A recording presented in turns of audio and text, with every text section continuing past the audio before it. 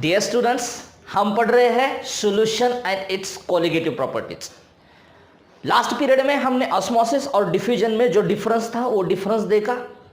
आज के पीरियड में हम डिटेल में ऑस्मोसिस देखेंगे, फिर उसके बाद रिवर्स ऑस्मोसिस देखेंगे और बायोलॉजिकल इंपॉर्टेंस ऑफ ऑस्मोसिस देखेंगे। ठीक है, osmosis is the very important property and osmosis से रिलेटेड होता है osmotic pressure. That osmotic pressure is the colligative property. Okay, so always remember that osmosis is not a colligative property. Osmotic pressure जो हम पाए से दिखाते हैं उसको हम कोलिगेटिव प्रॉपर्टी बोलते हैं। तो आज हम देखेंगे क्या, आज हम देखेंगे ऑस्मोसिस। ठीक है, ऑस्मोसिस हम देखेंगे। ठीक है, तो ऑस्मोस का मीनिंग ही होता है टू पुश। ऑस्मोस का मीनिंग होता है टू पुश। और ऑस्मोसिस सबसे पहले फाइंड आउट किया कब? इन 1748 में। ये सबसे पहले फाइंड आउट किया एबे नॉलेट जी ने।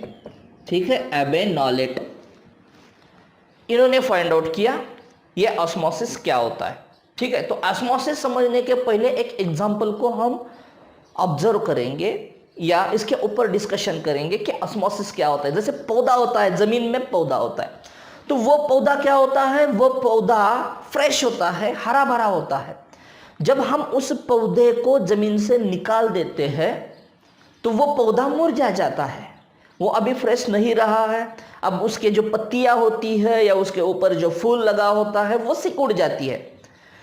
तो यहां पे क्या हो रहा है? यहां पे एक ऑस्मोसिस प्रोसेस की वजह से वो सिकुड़ गए। ऑस्मोसिस प्रोसेस की वजह से ही पौधा जिंदा था या पौधा फ्रेश था, हरा भरा था। अब जब उसको जमीन से निकाल दिया हमने तभी वो ऑस्मोसिस की वजह से ही मुरझा गया। उसका ऊपर जो फूल था वो भी मुरझा गया या पत्ते थे वो भी मुरझा गए। किसकी वजह से? ऑस्मोसिस की वजह से। और एक आश्चर्यजनक बात, जब हम उसके ऊपर पानी को स्प्रेड कर देते हैं तो वही पौधा फिर से, थोड़ी देर के लिए ही सही, लेकिन वही पौधा फिर से हरा भरा हो जाता है, वही पौधा फिर से फ्रेश हो जाता है। वो फ्लावर भी फिर से फ्रेश दिखाई देने लगता है। जैसे फ्लावर के दुकान में हम देखते हैं ना, दिन भर वो फ्लावर कटे होते हैं सुबह में, तो वो दिन भर फ्लावर फ्रेश दिखते हैं आपको। किस वजह से? उसके ऊपर पानी स्प्रेड किया होता है या कर रहे होते हैं वो। तो वो किसकी वजह से? वो भी ऑस्मोसिस की वजह से। ठीक है, तो ऑस्मोसिस मतलब क्या है? इसके लिए हम एक छोटा सा यहाँ पे बोर्ड पे एक एक्सपेरिमेंट करेंगे, एक छोटा सा एक्सपेरिमेंट। तो ये एक इस तरह का पॉट लेंगे हम।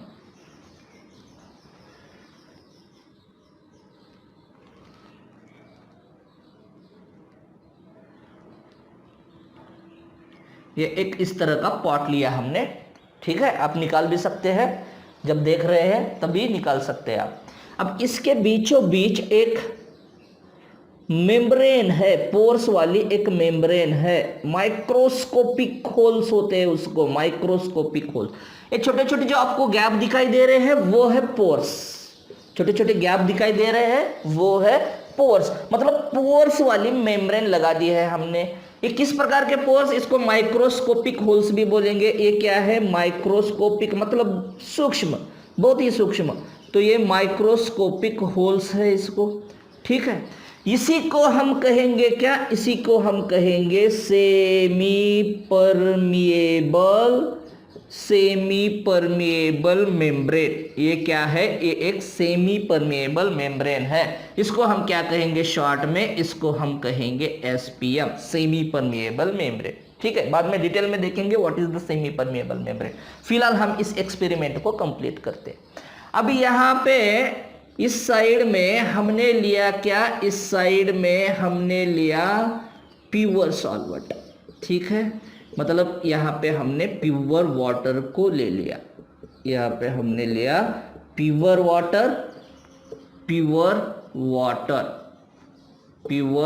वाटर जो सॉल्वेंट है। ठीक है, तो प्योर वाटर लिया हमने यहाँ पर। इस साइड में हमने लिया सॉल्यूशन को। अब ये किसका सॉल्यूशन है? समझो, समझने के लिए ये शुगर है प्लस वाटर है, मतलब ये सॉल्यूशन है। ठीक है, ये प्योर सॉल्वेंट नहीं है। अब देखो ध्यान से देखो, इसमें भी वाटर है, इसमें भी वाटर है, दोनों में भी वाटर है। ठीक है, अब यहाँ पे हमने लिया, इस साइड में हमने लिया, इस कंपार्टमेंट में हमने लिया सॉल्यूशन को, और इस कंपार्टमेंट में हमने लिया प्योर वाटर सॉल्वेंट को, मतलब सॉल्वेंट को। ठीक है, अब होता क्या है, ये सेमी परमिएबल मेम्ब्रेन का रोल शुरू होता है यहाँ पे। तो ये सेमी परमिएबल मेम्ब्रेन्स को माइक्रोस्कोपिक होल्स है, बहुत सूक्ष्म होल्स है, पोर्स है, छोटे छोटे पोर्स है, वो सेमी परमिएबल मेम्ब्रेन क्या करता है, it allows to flow only, ध्यान से सुनना है, it allows to flow only solvent molecules, ये सिर्फ सॉल्वेंट मॉलिक्यूल को ही अलाउ करेगा उससे पास करने के लिए। So it allows to flow, it allows, कौन semi permeable membrane allows to flow only solvent molecules, ये सिर्फ और सिर्फ सॉल्वेंट मॉलिक्यूल को ही अलाउ होने देता है। It does not allow, it does not allow, it does not allow to flow solute. अब वो सोल्यूट, ये इसमें डिफरेंस क्या होता है भाई, सॉल्वेंट और सोल्यूट में, सोल्यूट के जो पार्टिकल्स होते हैं वो लार्ज होते हैं, solute particles is larger, solute particle is larger in size than the solvent particle या solvent molecule। तो solvent के जो molecule है वो छोटे हैं, so this semi permeable membrane allows to flow only the solvent molecule। ये सिर्फ solvent molecule को allow करता है। कौन semi permeable membrane, उसको इतने सूक्ष्म होल्स है कि इसमें से सिर्फ और सिर्फ solvent molecule ही मूव होगा, solute molecule मूव नहीं होगा, क्योंकि solute molecule की size as compare to the solvent molecule larger है। ठीक है, तो इस वजह से सॉल्वेंट को ही वो अलाउ करेगा उससे पास करने के लिए। अब हमें सोचना है कि इस तरफ भी सॉल्वेंट है ना, वाटर है, शुगर प्लस वाटर है, इस तरफ भी वाटर है, इस तरफ भी वाटर है, मतलब इस तरफ भी सॉल्वेंट है, इस कंपार्टमेंट में भी सॉल्वेंट है, इस कंपार्टमेंट में भी सॉल्वेंट है। अब ये सेमी परमेएबल मेम्ब्रेन अलाउ करेगा सॉल्वेंट मॉलिक्यूल को, तो हमें सोचना है सॉल्वेंट मॉलिक्यूल यहां से, मतलब राइट हैंड साइड के कंपार्टमेंट से लेफ्ट हैंड साइड में जाएगा या लेफ्ट हैंड साइड के कंपार्टमेंट से राइट हैंड साइड में जाएगा, ये सोचना है हमें। ठीक है, तो क्या कहां से कहां पे जाएगा, प्योर वाटर सॉल्यूशन की तरफ जाएगा, या सॉल्यूशन में जो वाटर है, जो सॉल्वेंट है, वो सॉल्यूशन का सॉल्वेंट प्योर वाटर की तरफ जाएगा, ये हमें सोचना है। तो हमेशा ध्यान में रखो, वाटर या pure solvent moves through the semi permeable membrane, इस सेमी परमिएबल मेम्ब्रेन से वाटर या सॉल्वेंट मॉलिक्यूल मूव होता है, कहां से, प्योर से सॉल्यूशन की तरफ, बराबर सोचा। ठीक है, तो वाटर कहां से कहां मूव होगा, वाटर मूव होगा प्योर से सॉल्यूशन की तरफ, मतलब वाटर घुसेगा इस सेमी परमेबल मेम्ब्रेन से घुसेगा, और वो कहां पे आ रहा है, सॉल्यूशन की साइड में आ रहा है। यही प्रॉपर्टी को कहते हैं हम ऑस्मोसिस, मतलब वाटर या solvent molecules moves from the higher concentration to the lower concentration. Water कहां पे ज्यादा है, यहां पे वाटर ज्यादा है, यहां पे वाटर है लेकिन कम है, क्वांटिटी में कम है, क्योंकि सॉल्यूशन ये दोनों भी, ये लेवल दोनों भी सेम है कि नहीं। तो इसमें वाटर प्योर है मतलब ज्यादा है, इसमें वाटर प्लस शुगर है, इतना वाटर प्लस शुगर है, इसका मतलब इसमें वाटर क्या है, as compare to this compartment here contains water less. So this is the solution side, this is the solvent side. So water moves from the pure solvent to the solution. So solvent moves, क्या देखा हमने, solvent moves from pure to the solution side. Water कहां पे move हुआ, water move हुआ from pure water to the solution side water. अब ये बढ़ेगा ना, ये लेवल कम होगा, ये यहाँ का वाटर जो है इस तरफ जा रहा है, इसका मतलब यहाँ पे लेवल कम होगा और यहाँ पे लेवल बढ़ेगा। ठीक है, ऐसा नहीं है कि यहां से वाटर बाहर आना शुरू होगा, ये नहीं होता है। ऐसा अगर होता ना तो एक मैजिकल इंस्ट्रूमेंट बनाते हम यहाँ पे। किस तरह का मैजिकल इंस्ट्रूमेंट बनाते हैं? यहाँ पे सॉल्यूशन को, यहाँ पे प्योर वाटर को रखा, यहाँ पे सॉल्यूशन को रखा, तो अपने आप सॉल्यूशन से पानी बाहर आ रहा है या अपने आप सॉल्यूशन से कुछ सब्सटेंस बाहर आ रहा है। ये मैजिक बॉक्स लगा देते हैं हम यहाँ पे।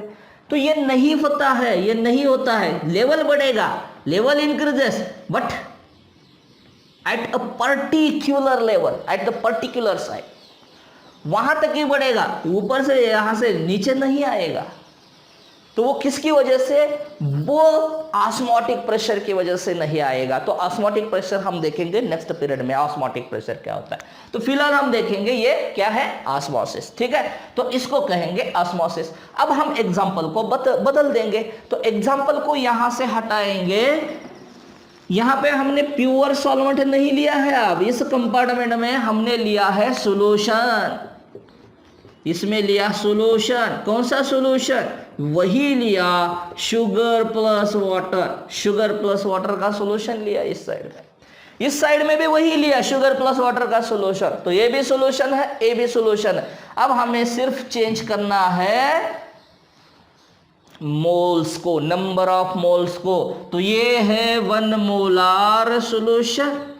ये कितना है? 1 मोलार सॉल्यूशन है। और ये कितना है? ये है 2 मोलार सॉल्यूशन। ध्यान में आ रहा है आपको कि इस कंपार्टमेंट में हमने क्या लिया? इस कंपार्टमेंट में हमने लिया, ये लेवल यहां तक रखेंगे, तो इस कंपार्टमेंट में हमने लिया 1 molar sugar plus water solution, इसमें लिया 2 molar sugar plus water solution.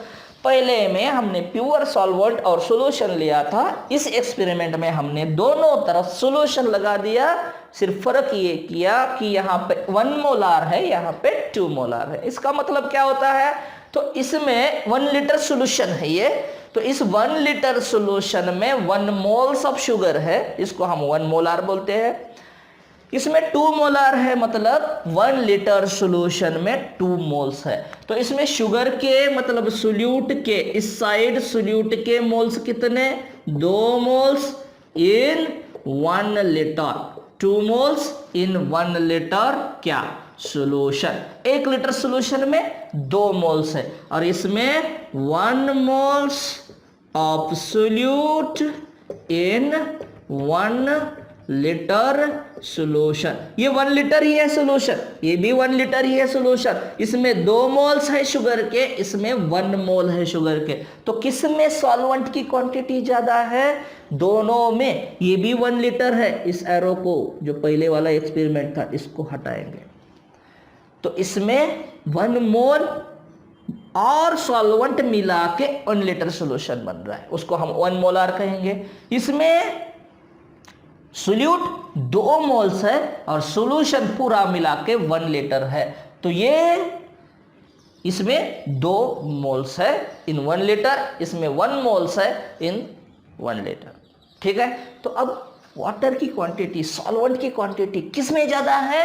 Solvent की क्वांटिटी इसमें ज्यादा है, इस साइड के सॉल्यूशन में solvent, here more solvent is present, और इसमें लेस सॉल्वेंट है। इस साइड में सॉल्वेंट क्या है? इस साइड में सॉल्वेंट लेस है। अब कहां से कहां मूव होगा water? Solvent molecule moves from this side to this side और from this side to that side. कहां से कहां मूव होगा सोचना है हमें। हमने क्या बताया? Solvent moves from higher concentration to the lower concentration. जहां पे सॉल्वेंट ज्यादा होता है वहां से सॉल्वेंट मूव करना शुरू करता है। कहां से? सेमी परमेबल मेम्ब्रेन से। कहां पे जाता है? जहां पे सॉल्वेंट कम है उस तरफ मूव होता है सॉल्वेंट मॉलिक्यूल। तो अब इसमें, इस एक्सपेरिमेंट में कहां से कहां मूव होगा सॉल्वेंट मॉलिक्यूल? तो सॉल्वेंट मॉलिक्यूल मूव होगा from right side compartment to the left side compartment through the semi permeable membrane. ये भी important है, semi permeable membrane. It allows to flow only the solvent molecules, does not allow to flow solute molecules, क्योंकि उसका जो pores है, उसके जो holes है, वो इतने छोटे हैं कि उसमें से solute particles नहीं मूव होगा, नहीं ट्रांसफर होगा। ठीक है, तो कहां से कहां मूव हो रहा है? तो ये इस तरफ से, मतलब 1 मोलार से 2 मोलार की तरफ मूव हो रहा है। तो दूसरा कंक्लूजन क्या निकाल सकते हैं हम, यहाँ पे लिखेंगे, छोटी सी जगह है, तो दूसरा कंक्लूजन क्या लिखेंगे, सॉल्वेंट मूव्स फ्रॉम कहां से, ये डाइल्यूट सॉल्यूशन है, ये कंसंट्रेटेड सॉल्यूशन है, ठीक है, ये डाइल्यूट सॉल्यूशन है, मतलब जिसमें सॉल्वेंट ज्यादा होता है वो डाइल्यूट सॉल्यूशन होता है, जिसमें सॉल्वेंट कम होता है वो कंसंट्रेटेड सॉल्यूशन होता है। तो solvent moves from dilute solution to the concentrated solution. So solvent moves from dilute solution to the concentrated solution.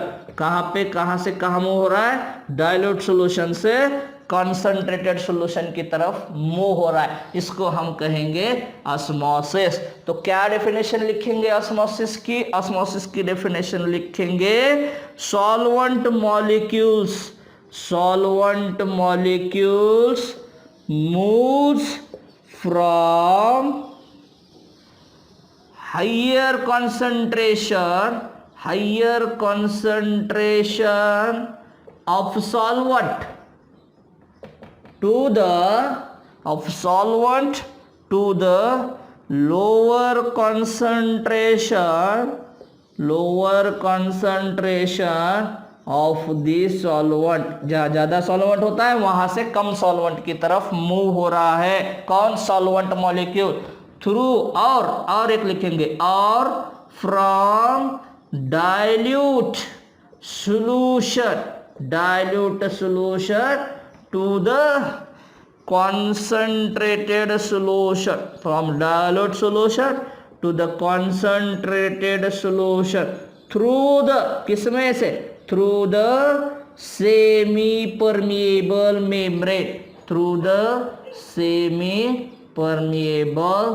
membrane। इसको क्या कहेंगे हम, इसको कहेंगे ऑस्मोसिस। तो ये डेफिनेशन स्टेट के लिए भी, आपको डिस्क्रिप्टिव क्वेश्चन के लिए भी पूछा जाता है, और ये है अबाउट द ऑस्मोसिस। अब सेमी परमेबल मेम्ब्रेन क्या है ये देखेंगे हम। तो semi permeable having two types, one is the natural semi permeable membrane, ठीक है, नेचुरल सेमी परमेबल मेम्ब्रेन। अब ये नेचुरल सेमी परमेबल कहाँ पे फाउंड होती है, ये होती है वेजिटेबल्स या प्लांट्स और एनिमल्स के अंदर। अब ये एनिमल्स और प्लांट्स के अंदर कहाँ पे होगी, it just under the outer skin. कहाँ पे होती है, ये किस में होती है, ये होती है वेजिटेबल्स, एनिमल्स, इन दोनों में होती है नेचुरल सेमी परमेबल मेम्ब्रेन। कहाँ पे होती है, under, just under the outer skin के नीचे थोड़ा सा ये मिलता है आपको, कौन, नेचुरल सेमी परमेबल मेम्ब्रेन। इसका इंपॉर्टेंट एग्जांपल है pigs bladder is the natural semi permeable membrane. जो दूसरा होता है आर्टिफिशियल, हम बनाते हैं उसको artificial semi permeable membrane. Artificially हम तैयार करते हैं इसको कहेंगे हम आर्टिफिशियल सेमी परमेबल मेम्ब्रेन। तो आर्टिफिशियल सेमी परमेबल मेम्ब्रेन में आजकल जो ज़्यादा चलता है वो सेलोफैन है, फिर ये क्यूप्रिक फेरोसाइनाइड है, Cu2FeCN6, क्यूप्रिक फेरो, आयन के लिए फेरो लिखते हैं, साइनाइड, ठीक है।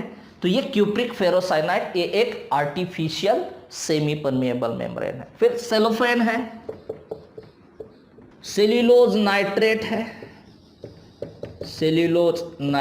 है, एटसेट्रा, ये है आर्टिफिशियल सेमी परमेबल मेम्ब्रेन। अब artificial semi permeable membrane is better than the natural semi permeable membrane. तो this is about the natural semi permeable membrane and the artificial semi permeable membrane. अब ये function किस तरह से करते हैं, artificial semi या कोई भी सेमी परमेबल मेम्ब्रेन हो, किस तरह से फंक्शन करते हैं, तीन थ्योरी के ऊपर इनका फंक्शन डिपेंड होता है, ठीक है। एक है सिव थ्योरी, SIVE, सिव थ्योरी, एक है सिव थ्योरी, दूसरी है सॉल्यूशन थ्योरी, और तीसरा है वेपर प्रेशर थ्योरी। तो सबसे इंपॉर्टेंट है यहाँ पे vapour pressure theory. So this semi permeable membrane is allows to flow only the solvent molecule. Solvent molecule को ही ये मूव होने देता है, सोल्यूट मॉलिक्यूल को अलाउ नहीं करता है उस पोर से मूव होने के लिए, ट्रांसफर होने के लिए, ये हमें पता है। So this function is depends on the और it is related with the sieve theory, solution theory and the vapor pressure theory. So the important theory is the vapor pressure theory. So what is the vapor pressure theory? हमें पता है vapour pressure मतलब vapour ने तैयार किया हुआ pressure, ठीक है। अब प्योर सॉल्वेंट है, इस तरफ में सॉल्यूशन है और इस तरफ में प्योर सॉल्वेंट है, दो कंपार्टमेंट है और बीच में हमने सेमी परमेबल मेम्ब्रेन को लगा दिया है जिसको स्मॉल पोर्स है, होल्स है, ठीक है। तो अब सॉल्वेंट मॉलिक्यूल कहां से कहां मूव होता है? सॉल्वेंट मॉलिक्यूल मूव होता है प्योर से सॉल्यूशन की तरफ मूव होता है, ये हमने देखा है। तो हमें देखना है कि वेपर प्रेशर किसका ज्यादा होगा, प्योर सॉल्वेंट का ज्यादा होगा या सॉल्यूशन का ज्यादा होगा?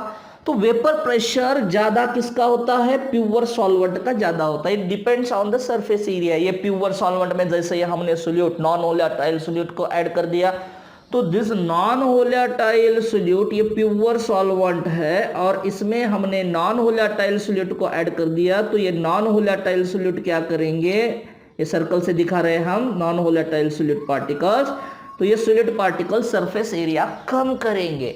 तो सरफेस एरिया कम होने के कारण इसका वेपर प्रेशर हो जाएगा कम। तो प्योर का वेपर प्रेशर होता है ज्यादा, मोर, और इसका सॉल्यूशन का वेपर प्रेशर होता है कम as compare to the pure solvent. तो वेपर प्रेशर जहां ज्यादा है, जिस तरफ वेपर प्रेशर ज्यादा है वहां से, उस साइड से सॉल्वेंट मूव करता है जिधर वेपर प्रेशर कम है उस तरफ। तो इसीलिए solvent molecules move through the semi permeable membrane from the pure to the solution side, because pure having a more vapor pressure and solvent molecules moves from the higher vapor pressure to the lower vapor pressure side. So this is about the semi permeable membrane. अब हम देखेंगे importance of osmosis, क्या होता है इसका importance. तो ध्यान से कुछ कंसेप्ट यहाँ पे ध्यान से सुनना है हमें। क्या होगा, तो समझो ये सेल है, एक सेल है, तो इसमें जब एंट्री करेगा ऑस्मोसिस की वजह से, जब सॉल्वेंट एंट्री करेगा तो इसको कहेंगे एंडोऑस्मोसिस, इसको कहेंगे एंडोऑस्मोसिस। कब इसको एंडोऑस्मोसिस कहेंगे? जब solvent molecules move from outside to the cells. Solvent molecules moves from outside to the cell into the cell is called endosmosis. इसको हम क्या कहेंगे? इसको हम कहेंगे एंडोऑस्मोसिस। और जब solvent molecules move from the cell towards the outside, means solvent moves from, short में लिखेंगे यहां पे आप, moves from the cell to the outside is called, इसको क्या कहेंगे? Exo means to expel out, बाहर फेंकना, एक्सो मीन्स एक्सपेल आउट, बाहर फेंकना। तो किससे बाहर फेंकना? सेल से बाहर फेंकना। तो सेल से बाहर फेंक रहा है क्या? सॉल्वेंट मॉलिक्यूल को, किससे? ऑस्मोसिस की वजह से। इसको हम कहेंगे एक्सोऑस्मोसिस, ठीक है। तो कुछ कंसेप्ट्स है रिलेटेड विद द ऑस्मोसिस। तो वाटर मॉलिक्यूल या solvent molecule moves from outside and goes into the cell is called as the endosmosis, and solvent molecule moves from inside means from the cells to the outside, that is called as the exo means to expel out, बाहर फेंकना, बाहर की दिशा में फेंकना, तो उसको कहेंगे एक्सोऑस्मोसिस। और एक कंसेप्ट है related with the osmosis is the turgor. What is the turgor? so it is also called as the turgor pressure or it is called as the turgor. So what is turgor? Due to the osmosis, pressure develops inside the cell. अब ये जो solvent molecule है बाहर से अंदर आएगा और यहाँ पे सॉल्वेंट बढ़ेगा। जब सॉल्वेंट बढ़ेगा तब कुछ प्रेशर एग्जर्ट होगा ना, प्रेशर बढ़ेगा। प्रेशर मतलब क्या, फोर्स पर यूनिट एरिया। तो जो भी ये सॉल्वेंट मॉलिक्यूल बाहर से सेल में है, अंदर आए हुए हैं, तो उसका बम्बार्डमेंट बढ़ेगा, मतलब प्रेशर बढ़ेगा, तो उसको हम कहेंगे turgor. So what is the turgor? Pressure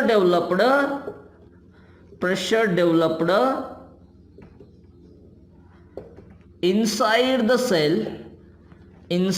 the cell due to, किस वजह से बन रहा है ये प्रेशर, किस वजह से डेवलप हो रहा है inside the cell? Due to the osmosis की वजह से ये प्रेशर डेवलप होता है, उसको हम टर्गर या टर्गर प्रेशर कहते हैं। ठीक है, so these are 3 concepts related with the osmosis. और देखेंगे हम, अब ये समझो ये प्लांट है, ठीक है, तो ये प्लांट में पानी नीचे से ऊपर की तरफ बहता है जनरली, मीन्स ये प्लांट को छोड़ो, और वाटर की प्रॉपर्टी क्या है? वाटर की प्रॉपर्टी है ऊपर से नीचे की तरफ बहना, है ना। So it flows from the higher side to the lower side, ये होता है। लेकिन इसमें प्लांट में कहां से कहां जाता है पानी? प्लांट में नीचे से ऊपर जाता है। तो इसी वजह से ये प्लांट्स है, ये प्लांट्स जिंदा है या इनके कुछ लाइफ है, और ये प्लांट्स जिंदा है, इस वजह से हम जिंदा है। ठीक है, अगर प्लांट नहीं होंगे तो हम नहीं होंगे। तो ये जो प्लांट है वो ऑस्मोसिस की वजह से जिंदा है, जीवित है। क्यों है? क्योंकि समझो ये सेल्स है, रूट में ये रूट्स है और ये सेल्स है, तो इसमें ये सेल्स है, ठीक है, गैप नहीं है, तो ये सेल्स है। अब ये जमीन में, ये सॉइल है, तो सॉइल में वाटर ज्यादा है, वाटर मोर है सॉइल में as compare to the cell, water more as compare to the cell. Cell में भी वाटर है और वाटर इसमें भी वाटर है, किसमें? सॉइल में भी वाटर है। तो सॉइल में वाटर की मात्रा ज्यादा है, सॉइल में वाटर की मात्रा ज्यादा है as compare to the water in cells. इन सेल में जो वाटर है इनकी तुलना में, इसके कंपैरिजन में सॉइल में वाटर ज्यादा है। ठीक है, अब होता क्या है? ऑस्मोसिस होना शुरू होता है। अब ऑस्मोसिस मतलब क्या है? यहाँ पे वाटर ज्यादा है, सॉइल में ज्यादा है, हमने डाल दिया है या बारिश हुई है, किसी भी तरह से सॉइल में वाटर की मात्रा बढ़ी है, quantity of water is more at the soil side as compare to the cell side, cell which are present in the roots. ठीक है, अब क्या होगा? ये वाटर ऑस्मोसिस की वजह से इस सेल में घुसेगा through the semi permeable membrane, उसको भी नेचुरल सेमी परमेबल मेम्ब्रेन है जो सिर्फ सॉल्वेंट को अलाउ करती है। तो जो सॉल्वेंट है, वाटर है, किसमें है? सॉइल में है, वो सॉइल में का वाटर सेल में घुस रहा है। अब ये जो सेल है, आगे की सेल, इसमें कंसंट्रेटेड फ्लूइड ज्यादा है as compare to this cell, क्योंकि इसमें क्या हुआ? इसमें ऑस्मोसिस हुआ और इस यहाँ पे पानी बढ़ गया। अब ये पानी मूव होगा कहां से कहां पे? ये सेल है और ये सेल है, ये सेल है, समझो बड़ा कर दिया हमने उसको। तो ये सेल में पानी बढ़ गया और इस सेल में पानी कम है, तो ये पानी इस सेल से इस सेल में जाएगा। अब यहाँ पे पानी बढ़ गया तो पानी इस सेल से इस सेल में जाएगा, इस सेल से इस सेल में जाएगा, इस सेल से इस सेल में जाएगा। तो इस तरह से पानी नीचे से ऊपर की तरफ बहना शुरू करेगा ड्यू टू द ऑस्मोसिस, और इसी वजह से प्लांट्स जीवित है और प्लांट्स की वजह से हम जीवित है या हमारी पूरी धरती जीवित है। ठीक है, सो अगर ऑस्मोसिस नहीं होता तो प्लांट नहीं होते। So this is the osmosis. Water moves from the higher concentration to the lower concentration, और ऊपर ऊपर ऊपर ऊपर चलता गया ऑस्मोसिस की वजह से पानी, और इस पानी ने प्लांट को जीवित रखा। अब सबसे इंपॉर्टेंट प्रॉपर्टी ऑस्मोसिस की, सबसे इंपॉर्टेंट, तो ये ध्यान में रखना है हमें, 0.91% NaCl aqueous solution, 0.9% NaCl aqueous solution is isotonic with RBC, red blood cell या रेड ब्लड कार्पुस्कल्स। ये क्या है बताता हूं मैं। तो व्हाट इज दिस? आइसोटोनिक का मतलब उसका ऑस्मोटिक प्रेशर सेम होता है। अब जो ऑस्मोटिक प्रेशर है हम नेक्स्ट पीरियड में देखेंगे, तो तब तक यही ध्यान में रखो कि ये 0.91% NaCl एक्वियस सॉल्यूशन बना दिया हमने। यहाँ पे हमने क्या किया? यहाँ पे हमने 0.91% एक्वियस NaCl सोल्यूशन बना दिया। ठीक है, NaCl का एक घोल बना दिया, NaCl का सोल्यूशन बना दिया जो 0.91% है, मतलब जिसमें 0.91% NaCl है और बाकी का पानी है। ठीक है, तो ये आइसोटोनिक विथ आरबीसी, मतलब आरबीसी हमारे जो रेड ब्लड सेल है, ये जो रेड ब्लड सेल है, तो ये रेड ब्लड सेल में भी इतना ही कंसंट्रेशन है NaCl का। कितना? 0.91% सोल्यूशन, इतना ही कंसंट्रेशन है हमारे आरबीसी में ये एक्वियस NaCl सोल्यूशन, उतना ही है। मतलब इसमें भी 0.91% NaCl होता है। ठीक है, और हमने भी 0.91% सोल्यूशन बना दिया। तो ये आरबीसी है, ये आरबीसी है। अब हम इस आरबीसी को इस 0.91% सोल्यूशन में रख दिया। ये आरबीसी 0.91% सोल्यूशन में रख दिया, तो ये भी 0.91% है, इसमें भी एक्वियस सोल्यूशन NaCl का, ये भी एक्वियस सोल्यूशन NaCl का 0.91% है। मतलब दोनों में भी सोल्यूट सेम है, दोनों में भी सॉल्वेंट सेम है। तो इसमें सॉल्वेंट कहीं से भी कहीं पर मूव नहीं होगा, कहीं से भी कहीं पर मूव नहीं होगा। सेल से बाहर नहीं आएगा सॉल्वेंट, या बाहर से सॉल्वेंट सेल में नहीं घुसेगा। ठीक है, अब हम एग्जांपल को बदल देते हैं कि इसी आरबीसी को हम रख देते हैं किसमें, इसी आरबीसी को हम रख देते हैं मोर than 0.91% solution, 0.91% NaCl aqueous solution, इसमें रख देते हैं हम इस आरबीसी को।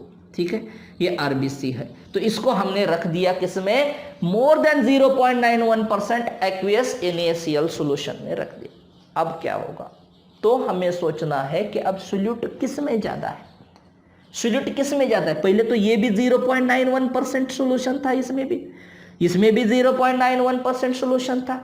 अब इसको हमने बदल दिया, अब ये मोर देन 0.91% सोल्यूशन बना दिया हमने। कितना भी होगा लेकिन उससे ज्यादा होगा, 0.91% ज्यादा होगा, मतलब उसमें NaCl की मात्रा ज्यादा होगी, NaCl की क्वांटिटी ज्यादा होगी, सोल्यूट की क्वांटिटी ज्यादा होगी। तो अब वाटर कहां से कहां पे मूव होगा। ठीक है, अब वाटर कहां से कहां मूव होगा, तो हमें पता है कि वाटर जहां पे क्वांटिटी ज्यादा होती है वहां से जिधर क्वांटिटी कम है उस तरफ वाटर मूव होता है। अब हमें सोचना है कि ये मोर देन 0.91% है, मतलब इसमें सोल्यूट ज्यादा है, इसमें सोल्यूट ज्यादा है, मतलब आरबीसी में क्वांटिटी ऑफ वाटर इज मोर, इसमें वाटर की क्वांटिटी ज्यादा है। तो अब वाटर कहां से कहां मूव होगा, अब वाटर मूव होगा कहां से, सेल से इस सॉल्यूशन की तरफ वाटर मूव होगा। तो ये जो सेल है इसमें से वाटर बाहर आएगा किसमें, इस more than 0.91% aqueous NaCl solution में वाटर बाहर आएगा। So due to that cells will shrink on, यहां पे सेल्स क्या होगी, पानी बाहर आ रहा है ना, जैसे डिहाइड्रेशन में होता है तो हम सिकुड़ जाता है, डिहाइड्रेशन में पानी बाहर आता है सेल्स के। तो यहां पे क्या हो रहा है, यहां पे सेल से बाहर पानी आ रहा है तो सेल सिकुड़ जाएगी। So this is called as the shrinking of cell, shrinking of cell, यहां पे सेल श्रिंक होगी। This is very important point and very very important question for the all types of examination. जब ये 0.91% NaCl aqueous solution में RBC को रखा तो कुछ नहीं होगा, मोर देन 0.91% है तो आरबीसी सिकुड़ने लगेगी। This is called as the shrinking of cell. It is also called as plasmolysis और क्रीनेशन, ये भी एक इंपॉर्टेंट वर्ड है, दोनों को भी ध्यान में रखना है। इसी प्रोसेस को हम कहेंगे, जब सेल श्रिंक होगा, आरबीसी श्रिंक होगा, तब हम उसको कहेंगे प्लाज्मोलिसिस और द क्रीनेशन। अब हम क्या करेंगे, अब हम क्या करते हैं, इसमें less than 0.91% NaCl aqueous solution रख देते हैं। अब सॉल्यूशन को बदला हमने, ये कितना सॉल्यूशन है, ये मोर देन 0.91% NaCl एक्वियस सॉल्यूशन है। ठीक है, तो अब हमें देखना है कि इसमें 0.91% सोडियम क्लोराइड सॉल्यूशन था, इसमें तो इसमें 0.91% से कम है, मतलब इसमें सोल्यूट कम है। ध्यान से सुन रहा है, 0.91% एक्वियस सॉल्यूशन उससे कम है, मतलब ये 0.91% से NaCl उसमें कम है, मतलब यहाँ पे सॉल्वेंट बढ़ा। तो इसमें सॉल्वेंट ज्यादा है, सॉल्वेंट मोर, ठीक है, किससे तुलना में, इस आरबीसी किस तुलना में, तो आरबीसी में सॉल्वेंट इसकी तुलना में कम है, सॉल्वेंट कम है, क्योंकि ये सॉल्यूशन क्या है, कॉन्सेंट्रेशन लेस है बोल रहा है, किससे, 0.91% से कॉन्सेंट्रेशन लेस है, aqueous concentration of NaCl less है बोल रहा है। तो मतलब इसमें NaCl, इसमें सॉल्यूशन में सॉल्वेंट ज्यादा है और इस आरबीसी में सॉल्वेंट कम है। तो अब क्या होगा, अब जहां पे सॉल्वेंट ज्यादा है वहां से सॉल्वेंट मूव करनेगा कहां पे, जिधर सॉल्वेंट कम है उस साइड में। तो ये जो पानी है बाहर का, ये पानी घुसेगा सेल में, तो सेल में घुसने की वजह से यहां पे सेल क्या हुआ था, श्रिंक हुआ था, तो श्रिंक हुआ था मतलब ये सिकुड़ गया था, ऐसे छोटा हो गया था। अब यहां पे क्या होगा, यहां पे सेल स्वेल होगा, तो swelling of cell, swelling, cell बढ़ेगी है, तो swelling of cell, this is called as the haemolysis, this is called as the haemolysis. तो सेल क्या होगी, यहां पे सेल की साइज बढ़ेगी, क्योंकि पानी कहां से काम हो रहा है, पानी बाहर से अंदर मुंह हो रहा है। तो इसीलिए हम सलाइन लगाते समय ध्यान में रखते हैं कि saline water is exactly equal to the 0.91% aqueous NaCl solution, ना उससे ज्यादा ना उससे कम। अगर सलाइन वाटर में सोडियम क्लोराइड की मात्रा ज्यादा है तो पानी आरबीसी से सलाइन वाटर में घुसेगा, मतलब आरबीसी से सलाइन वाटर की तरफ पानी मूव होगा through the semi permeable membrane, और RBC will shrink on, this process is called as the plasmolysis और द क्रीनेशन। और जब सॉल्यूशन, ये जो सलाइन वाटर है उसका कंसंट्रेशन अगर 0.91% NaCl एक्वेस सॉल्यूशन से कम है, मतलब उसमें पानी ज्यादा है, सॉल्वेंट ज्यादा है, तब solvent molecules moves from the outer side through the semi-permeable membrane and goes into the RBC and RBC will swell. RBC की साइज बढ़ेगी, उसको हम कहेंगे hemolysis, ठीक है। So this is about the concepts related with the osmosis and the importance of osmosis। क्या देखा हमने, एक जो osmosis देखा, सेल से पानी बाहर निकलना, एंडोऑस्मोसिस देखा, सेल में पानी बाहर से घुसना, ठीक है। फिर हमने टर्गर देखा, जो प्रेशर डेवलप होता है inside the cell due to the osmosis is called as the turgor pressure और टर्गर। फिर हमने क्या देखा, प्लांट्स जीवित कैसे है, due to the osmosis means water moves from the soil और from the root cells to the upper side cells through the osmosis. ऊपर के सेल में पानी कम होता है तो मूवमेंट होती है through the semi permeable membrane, तो इसकी वजह से प्लांट्स जीवित है। फिर हमने क्या देखा, 0.91% NaCl एक्वेस सॉल्यूशन का जलवा क्या होता है, ठीक है। तो आरबीसी अगर कम में रखा तो श्रिंकन होगी, ज्यादा में रखा मतलब ज्यादा सॉल्वेंट है जिस सॉल्यूशन में उसमें रखा तो सेल्स स्वलन होगी। सो this is about the osmosis. Osmosis का और एक इंपॉर्टेंस है, तो वो पिकल्स को किस तरह से प्रिजर्व किया जाता है, हम प्रिजर्व पिकल्स को किस तरह से प्रिजर्व करते हैं, उसमें ऑयल ऐड कर देते हैं, सॉल्ट ऐड कर देते हैं, शुगर ऐड कर देते हैं। तो ये किस लिए है, it is for to preserve the pickles, ठीक है। तो वहां पे भी ये प्रिजर्व क्यों होता है, पिकल किस वजह से होता है, तो वो भी ऑस्मोसिस की वजह से ही पिकल प्रिजर्व होता है। अब सोचेंगे कि ये कैसे होता है, तो ये इस तरह से हो जाता है कि साल्ट है, शुगर है, ऑयल है, मतलब फुल्ली सोल्यूट है। तो जो सेल है, जो माइक्रो ऑर्गेनिज्म या बैक्टीरिया का जो भी अटैक होगा पिकल्स के ऊपर या हमारे फूड के ऊपर जो भी अटैक होगा, तो उनके सेल में जो पानी है वो साल्ट के कांटेक्ट में या ऑयल के कांटेक्ट में या शुगर के कांटेक्ट में जब आएगा, तब वाटर अब सेल में ज्यादा है, माइक्रो ऑर्गेनिज्म के या बैक्टीरिया के सेल में ज्यादा है, तो water moves from the micro organism to the solute side, to the salt side, sugar side और ऑयल साइड। तो उससे क्या होगा, ये जो उसमें जो सॉल्वेंट है, उसमें जो वाटर है वो मूव होगा माइक्रो ऑर्गेनिज्म में या बैक्टीरिया में, जो भी वाटर है वो मूव होगा कहां से, उस सेल में से बाहर की तरफ ड्यू टू द ऑस्मोसिस, और वो सिकुड़ जाएंगे और वो माइक्रो ऑर्गेनिज्म मर जाएंगे। बने रहो हमारे साथ, चैनल को सब्सक्राइब करो, शेयर करो, लाइक करो, ठीक है। अब नेक्स्ट पीरियड में देखेंगे रिवर्स ऑस्मोसिस। इसी पीरियड में हम देख सकते थे रिवर्स ऑस्मोसिस को, लेकिन ये बहुत बड़ा बनेगा टॉपिक, वीडियो बहुत बड़ा बनेगा, इसके कारण हम देखेंगे नेक्स्ट पीरियड में।